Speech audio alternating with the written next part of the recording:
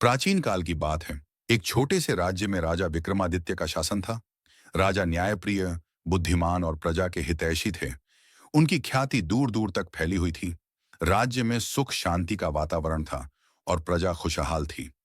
एक दिन राजा विक्रमादित्य ने अपने दरबार में एक विचित्र घोषणा की। उन्होंने कहा, मैंने सुना है कि समय सबसे मूल्यवान धन है, लेकिन मैं इसे समझना चाहता हूं।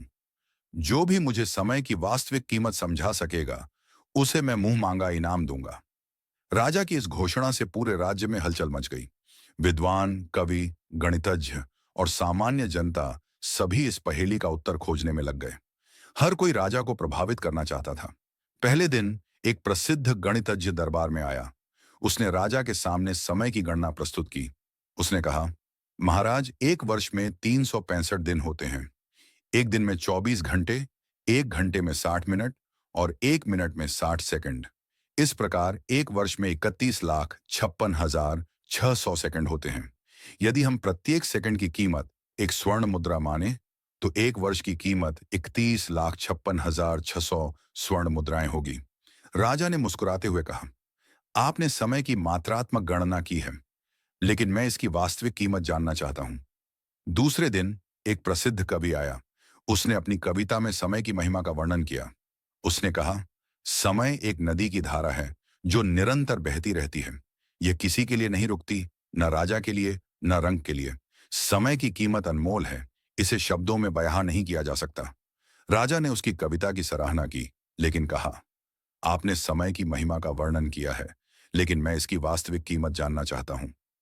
तीसरे दिन एक वृद्ध किसान दरबार में आया।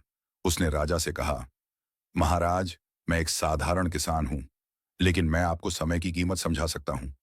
राजा ने उत्सुकता से कहा, कृपया बताइए। किसान ने कहा, महाराज, मैं प्रतिदिन सूर्योदय से पहले उठता हूं और खेतों में काम करता हूं।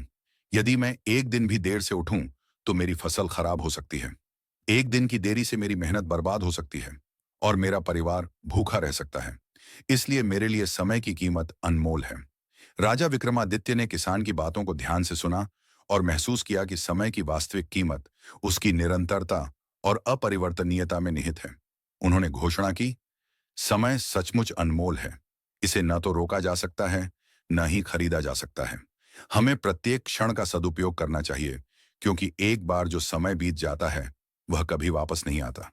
इस घटना के बाद राजा ने अपने राज्य में समय के महत्व को समझाने के लिए विभिन्न कार्यक्रमों का आयोजन किया। उन्होंने प्रजा को समय का सदुपयोग करने की प्रेरणा दी, जिससे राज्य में और अधिक समृद्धि और खुशहाली आई।